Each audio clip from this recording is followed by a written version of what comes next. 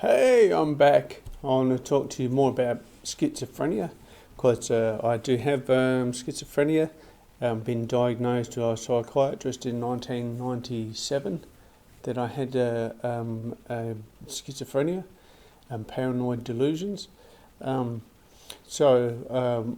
as I came off the drugs and cigarettes and the things that were contributing to the problems I had with schizophrenia, I became more open to turn, and I told people that I'd been diagnosed with schizophrenia and that I had a mental illness. And people, as I got off of drugs and I got into public housing, there was the problem of people that smokes weed and smokes cigarettes all the time, and I think they're a bit unhappy in their using these things for, well, like weed.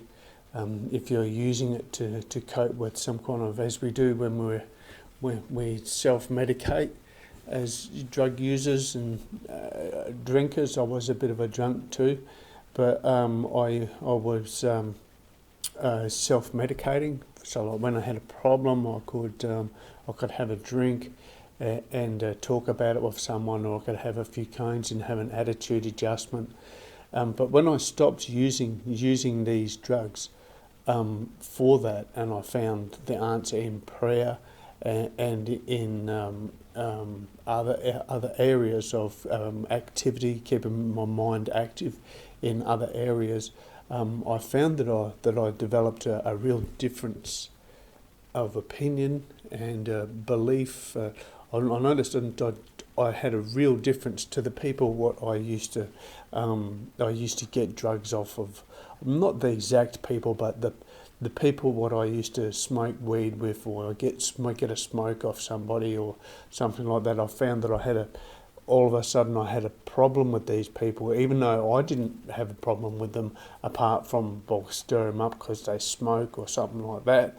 But they had a problem with me because they didn't like the fact that I wasn't in their cliquey little group, and that suddenly I was a threat to them because I could just talk about it to the police. And I said to people when I moved in here that don't tell me anything that you don't want me to know, because if anybody asks me, I will tell the truth, because the truth means a lot to me. And it's because people lied about the things what I did, people exaggerated about the things what I did, and I wanted to stick by the truth because, like I was saying the other day, there's so many things in our lives that happen that nobody would believe us, and I think it's these people that do these things that just prey on that fact. No one will ever believe it. It's just so in your face type thing, or whatever. It's just so unbelievable. Nobody's going to believe we did that because whatever reason. Anyway, the point I was getting to was that schizophrenia is something that people will use against you. If you've been recently diagnosed as having schizophrenia, then it's most likely that people will use that against you and try to, especially these people who you may be a threat to, they will try to manipulate you psychologically, and just mentioning certain subjects and that. So there's psychological abuse you'll have to deal with, and if we do deal with it the wrong way and become emotional about it, it's quite easy for these people just to stand back and say, I don't know what he's talking about. All of a sudden he just, and I've had it happen before, so they're very cowardly, though, those people, and they would like to think that they were courageous about their efforts, but they're very cowardly, and we need to feel a bit sorry for them, I suppose, because it's a bit helpless, some of the situations that life puts us in, and finding somebody that's easy to manipulate can be some kind of something to entertain them, and make them think of something else other than the miserable things they did to other people and the circumstances that they're in. That's what I found.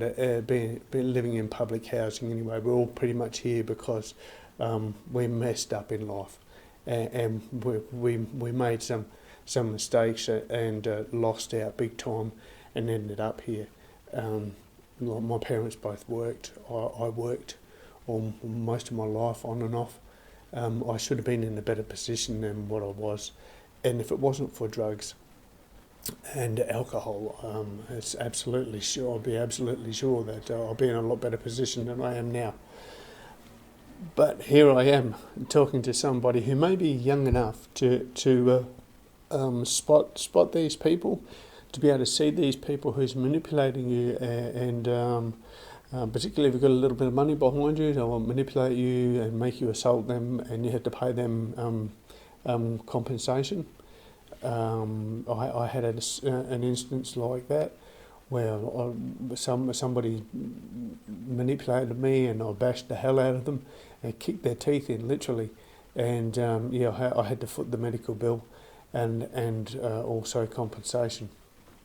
So it was like thousands of dollars, and I was like, geez, why was I? And then later on, the person was not really. Anyway, having schizophrenia and being paranoid schizophrenia, it's very easy for people to be able to stand back and say, oh, I don't know what he's talking about. All of a sudden he just snapped. And so I think that it's important that if you do have schizophrenia, not to bottle things up. You need to get those things out into the open. You need to be able to pray about them. And the most important thing I've found about bottling them things up is if you've told somebody fully, given you a full confession. I went to church and gave a full confession. I did a step 4. I did a full confession about everything, and I've given it to people to read. My 4th step. I took my confession to church. I go in full, absolutely full, left nothing out. And the truth does not make me look innocent. And we should know that when Jesus is in the clouds, he is the truth. He can be the truth. He knows the truth. The truth does not make me look innocent. But what happened when I gave that confession is I didn't have to worry about bottling things up anymore, because everybody knew. It's like I gave the weapons what people were trying to use to manipulate me. I gave them those weapons. So it was just, it almost makes it like it helps to refine who you are, and also helps to find these other people, manipulative people, because they will swap stories and tell each other things about how best they can manipulate you. Living in a close community, like you find that a lot of us end up in, like a block of flats or something like that, you will find that these people they're out there, and they're like to each other with their little druggy deals and the things they do. But in actual fact, in their minds, I think they're like drug cartels, and that it's top secret, and it's absolutely, it's absolutely important. Like they think they're gangsters and stuff like this too. When it's just petty little minuscule deals they probably do amongst themselves for whatever reason, trying to grow hydro. Oh God, the hassle I had from that. When I moved in here, I had a clothes dryer. Guy upstairs, not there no more. He saw me with that clothes dryer, and he started talking to me, and he was a grower, and I had problems after problems after problems here. I would have problems with the people downstairs. They were heroin addicts, and it was like I had problems with the people over there because they were drunks. It was like I was surrounded by these dysfunctional people who's using these dysfunctional means to deal with the shit that life deals up to it. and to try and be functional in all that, it's very challenging, and it's also very destructive, because of that opposition that we find. It's like, I'll do what I like. I have a cone when I have a drink, or I have some heroin. That's them, and this is you. I don't do any of that, and so you're going to butt heads every time. But because you're living in a situation where you need to be neighbourly, you'll find that these people will become more sneaky in the way that they manipulate you, and pose as friends, and pose as, like helpful, neighbourly, kind people. But in actual fact, you'll find that they're probably that they're probably not making it look like they're not going to much effort, but in actual fact, it comes natural for majority of people to have a problem with somebody. I know I do. So having schizophrenia kind of makes it difficult to prove that people have got a problem with you, because straight away they can just turn to each other and say, "Oh, we don't know what he's talking about. He's all of a sudden he just, you know what I mean?" So living in amongst people who's still using, and I shouldn't say still using, I should say still dependent on the sinful nature to provide for them in their lives, is kind of difficult, because they want to sabotage your every effort to have as normal life as you can. I guess that's an important thing about staying at church. Of course, I did leave my church, and the church is all right, but the way I came to believe in God was like to bring Jesus out of the clouds. And a lot of people like to lift themselves up into the clouds, and but to me, the truth, it's okay to be truthful in your heart, but when you want to encourage other people to be truthful, it's pretty hard to do it when you're coming from the clouds. So, because the majority of people, when they don't believe that, I don't believe that Jesus was born from a virgin, but I can believe in the story behind that. It's very important that Jesus had something like that to back him up, and to bring him into the so he could penetrate this dysfunctional religion of killing sheep. What for? Because somebody sinned? It's like, wow, shouldn't you just be like taking it up with the people you sinned against? But I guess that's not always the way they deal with it. I don't know a lot about the rabbis or anything like that, but I got my point across. Having paranoid schizophrenia will make it difficult when you tell people, yes, I have paranoid schizophrenia, and we shouldn't be afraid of it. Well, it's a normal thing for paranoid people to be delusional, but we can reach a level of healing where we are where we are not really. I don't take any medication. I'm not dependent on medication. I'm not dependent on weed. I'm not dependent on people. I'm not dependent on a lot of things. But there are a couple of things I'm dependent on that's a bit dysfunctional. But that's got more to do with the way I trust people. And I've learnt to be distrustful of people because I've been messed around so many times. And what I do may be a little bit antisocial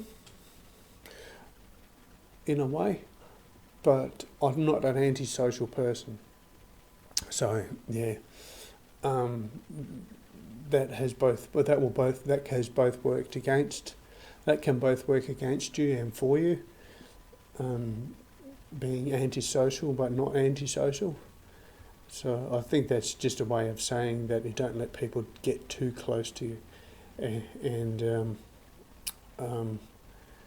though this can protect you from self-destructive people, a lot of these self-destructive people get into your life, and the destructive nature just rubs off on you, and it's like you end up back where you were, like taking drugs and doing all the things that lifestyle can promote. So yeah, if you've just been diagnosed with schizophrenia, or you're trying to look for a way to get off of the medication, or you're trying to find a way to bring these people who's been manipulating you out into the open, it's important that you're very patient and just let these people be who they are and do what they do, and they will eventually. It may take 100 years, it may take 1,000 years, but eventually everyone's going to know the way they sabotaged you, and not only you, because chances are that you're just one of the people's lives who they sabotaged. They may be guilty of a lot more and a lot worse of just the petty things that they're doing to manipulate you, and to take control of your emotions and try not to be too emotional, and try to look for functional resolves in that. Confronting people is probably not a good thing to do when you're in a group environment, when there's other people around who are not in their groups. Then maybe confrontation may be worth something, because their reaction to the confrontation has a witness. If you're on your own and you confront people and you become emotional, that's a dysfunctional way to deal with that. It's going to lead to trouble. It's going to lead to problems in the future. So more about this later as life unfolds for both me and you. Thank you for watching my video.